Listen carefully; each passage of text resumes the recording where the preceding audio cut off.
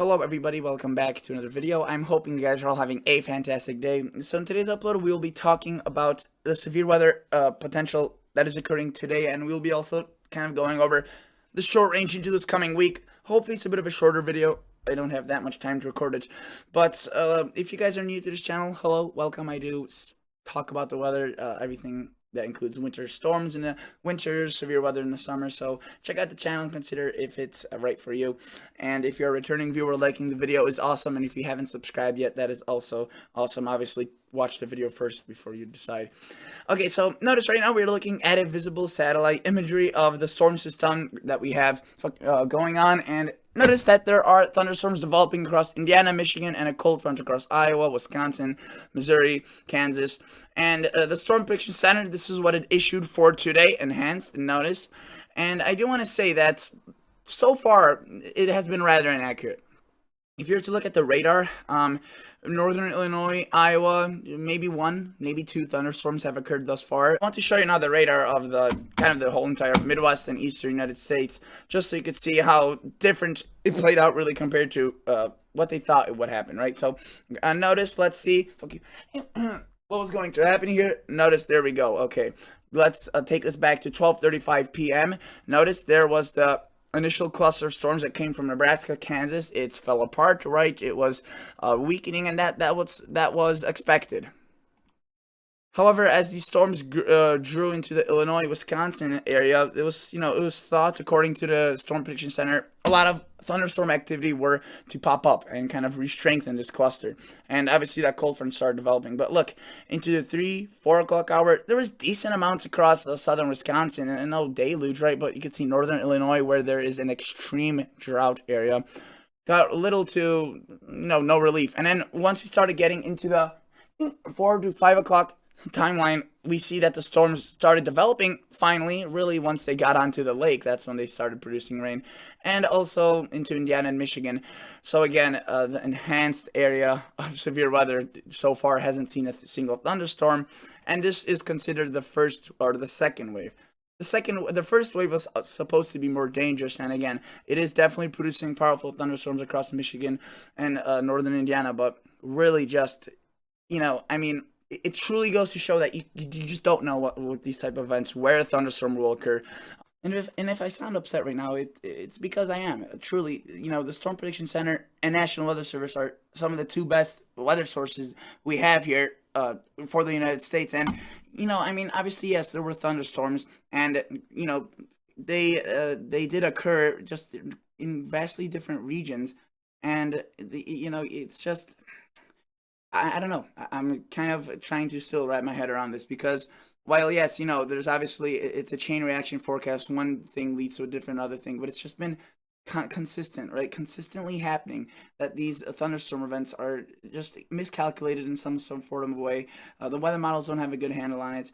And this would be fine if just the National Weather Service and Storm Prediction Center, or just the meteorology community, weren't boosting about how better the forecasts have gotten in the last 10 to 15 years. Obviously, since the 90s, yes. In the past 10 years, I would say there has been a significant plateau. Obviously, not a decrease, but it's I mean, looking at what happened here, right? The enhanced, this was mainly supposed to be with the first wave, the biggest risk, and the slight obviously is giant, because that's where pop-up thunderstorms could occur. But the fact that not a single storm has yet occurred across northern Illinois, southern Wisconsin that was severe warned, or even into northern Missouri, I don't know. And the fact they couldn't foresee that, even several hours in advance, definitely a bit definitely a bit of concern. That's just simply put. Okay. So yeah, definitely we'll probably see this, this cold front move through and, drop through those thunderstorms. But, now there's just so much other things to consider. The first wave was completely miscalculated. So how, accurately calculated is the second wave? The fact that there were no thunderstorms that occurred here, how will that impact this second wave? Will they be stronger because of potential lower cloud cover, and the atmosphere isn't as worked over because of these thunderstorms? Or is it still equally as worked over because of the thunderstorms that are now occurring in Indiana and Michigan that still have an impact on the rest of the Illinois area? Or is there sunshine potentially that could destabilize the atmosphere and make the second wave a bit worse? Or could there be even some that pop up by the time this cold front reaches Indiana, Michigan, and it blows up with some thunderstorms? There's just so many questions, and unfortunately, most of those don't have answers to them, and won't until we get into, until we see it happen. So yeah, that's what the situation is looking right now. If you were to take a look at the National Weather Service, notice we have two severe thunderstorm watches, ironically, in the area that pretty much are avoiding the area where the enhanced is. We have one right here, but the other one where there's a slight risk, and none in the northern Illinois area, which is where they thought would be the most significant. But nevertheless, let's take a look at some of these warnings. Obviously, they are powerful, they are strong, and if you were to take a look at this severe thunderstorm warning, 60-mile-per-hour wind gust, quarter-size hail, so that's not too bad. I would arguably say, again, that these are the worst ones here across northern Indiana and southern Michigan. Some of these have golf ball-size hail, very, very torrential rain, and it's just one after the other. So notice, yeah, severe thunderstorms were located going along the line, extending from Bristol to near Goshen, New Paris, and Goshen. 60-mile-per-hour wind gust, quarter-size hail. That's that's definitely gonna do some damage. And if you're to take a look at some of these up here, I mean, if you were to take a look at the radar right here, and you see those white colors on some of them, let's wait for this to load. The radar of the National Weather Service. Come on, come on. That's another problem. It takes a while for these radars to load, but notice right there, those colors, that's definitely a strong hail core. Probably definitely did some damage right there. That's not extremely heavy rain. That's just large hail. Yeah, that's very, very large hail, to say the least. So, that definitely did damage. And then some of these could also have pretty nasty hail. Again, if you're to look at the across the Illinois area right now, no development of any thunderstorms of any kind. Southern Wisconsin, not much going on either. So yeah, it's definitely with the second wave that you could hope for that drought relief. Yeah, so you can see the satellite imagery. You can see that there's less, atmosphere isn't as worked over. There's a bit of this gap here, but there's still cloud cover. Again, how the evolution of the second wave is still going to be interesting. And if you're to take a look at the European model, right, some of these longer range models, this is what they show. You can see just kind of, again, showing that those thunderstorms erupting across Indiana and Michigan. It's just unfortunately that they couldn't show this earlier, a bit earlier, as this is obviously what they're showing only a few hours before the event, and this is actually what happened. But again, that wasn't until like 6 hours out that they started showing this. The HER model, HRRR, as some people say, I just call it the HER model. Notice what it shows in the next several hours. Again, it estimates the power of these storms across northern Indiana and into southern Michigan. And notice that occurs and continues, plowing through Detroit. We have a potential, again, cold front that plows through Missouri, Illinois. Again, how strong that will be, how scattered or how widespread, it's a mystery. I want to run through some more of these models. Let's take a look at the HRW FV3. This is a decent model, has done a pretty good job, but again, none of the models that I looked at in the past 24 hours had the event really as well as they should have. Notice that this was a model that came out at noon. It showed a lot more thunderstorm activity for the northern Illinois area, which again obviously was not true, did not happen. Notice it showed the cluster then moving into Michigan, which it's doing right now, but that's initially where it formed. We have those thunderstorms, a bit of that the cold front, right, that activity, and then that moves out.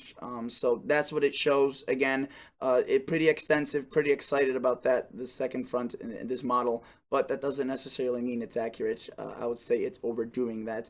This model, on the other hand, is in disagreement as well. Notice it shows that cluster, yes, but this cold front, it just scatters it, right, and almost very little activity towards Wisconsin and Illinois line, and much more activity towards Missouri, Missouri and Iowa and central Illinois. So again, quite markedly different forecast there. And the RDPS, the Canadian 18Z, you can see it's a bit less high res, but it does show that cold front moving in. Again, if you to take a stab at this with your own personal guess, you'd probably be as accurate as some of these weather models are. Yeah, that's basically all the models I wanted to show you, at least from the accurate, semi-accurate ones. Notice the NAM again shows that cold front developing and bringing some rain into the Michigan, Ohio area.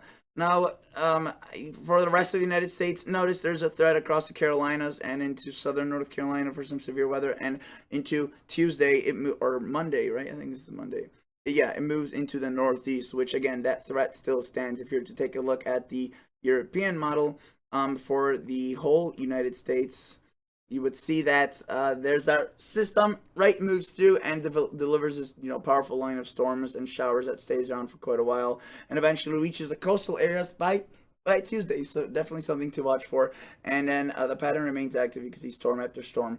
But again, I do want to say for those folks that live in the Northeast, the Southeast, again, it's unpredictable. These events, they're very hard to say where, or it's very hard to say where exactly the storms will hit, where they will be the heaviest. And and if a repeat of something like today happens, where a jarring change happens, a whole region could be kind of offset with no rain or precip, or on a vice versa, a whole region could be slammed with heavy thunderstorms.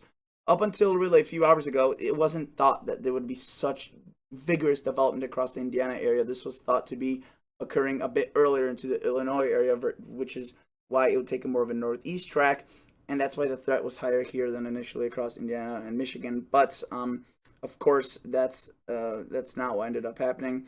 So yeah, we'll just have to wait and see. So this video clearly isn't organized or well put together like usually the videos are, talking about like a certain topic. I mean, I am focusing on a severe weather across the Midwest and the U.S., but again, I am kind of ranting and venting about this inaccuracy because usually I'm like the number one person that like would support the Storm Prediction Center, National Weather Service, and put them in like the number one spot.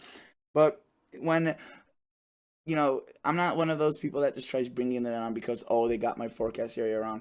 It's just disappointing to see such inaccuracy at such short range level, and obviously thunderstorms are hard and they will continue to be hard to predict. But and that's why the Storm Prediction Center, National Weather Service, will say that they obviously did a very good job with this forecast, and that it pretty much happened like they thought it would. And yes, obviously there were storms in the Midwest. In that case, yes, that was right, but that doesn't matter. That's not accurate enough.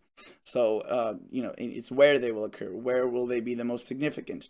And again, that type of accuracy is not here, and it won't be. And that's not necessarily a groundbreaking statement they're making. It's just it was always unpredictable storms. It's just that they'll continue to be so unpredictable if such blunders occur. So yeah, most definitely just a changeable forecast, which is why again this even just makes the message more important. Just stay tuned, because they may say something like, "Oh, thunderstorms in the afternoon." Yesterday, if you were to look at the forecast, they were saying, most locations would have seen some sort of thunderstorm activity by the 7-8 o'clock hour, and the first one could have been actually. They were thinking that the first one could have just morphed with the second one and continued all through afternoon, and there was just an absence of the first one. So again, and this has happened before several times. Obviously, these mistakes. So they will continue to happen, which is why you have to be on top of the forecast. Well, the best thing you could do at this point is just stay tuned to your National Weather Service.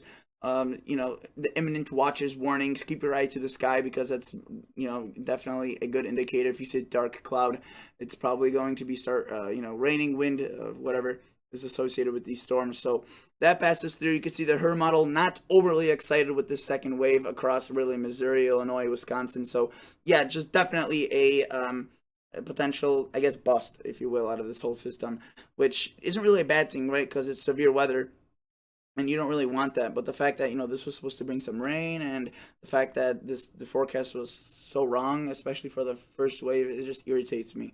This is why I make the video, so that you guys could kind of see my inputs looking at this from the outside. I'm not a meteorologist, but I am a hobbyist, and I've been tracking the weather. Even though I am young, 19, almost 18, almost 19, I have been doing this since really, yeah, pretty much ever since 10, 11. And yeah, I mean, obviously it wasn't much then. I wasn't learning anything significant about meteorology but I was making observations with the radar and the weather models, the basic ones that were around back then. And at this point, I could just take a look at it and view it and see, okay, they've made this mistake before, or okay, the confidence in this forecast is high this time, or situational kind of differences that usually occur. And then I try telling it to you guys why this might not work out this way, why they might increase this, why may they decrease this. And again, right now it's just kind of a area of uncertainty for the rest of the Midwest. What will happen because this huge area did not see any. Will that make the storms more vigorous, less vigorous? And even, aside from that point, just with in general the weather, it's always changing and it's hard to predict, and it never will be predictable to the point of 100%. That's just a dream that it's not really a dream. It just won't come true. That's how the atmosphere is built. So yeah, that's pretty much it for today's video. It's definitely a bit different. I was just a bit frustrated, to be honest, when I was making this video. Because this is obviously not the first time that's happened, and of course many people have related to this before, either a snowstorm or a winter storm or a rainstorm, just things that don't go accurate. And yeah, it's the truth. Weather is hard to predict. It's very hard to predict, and you have things like this where northern Indiana, Michigan get absolutely hammered, and the more warranted areas for the severe weather get missed. So yeah, stay safe, guys. Stay tuned to the weather. It's more important than ever, obviously, especially since the accuracy is obviously not perfect, and it never was, and it never will be. So thank you guys so much for watching. I'll catch you all guys on the next episode. See ya.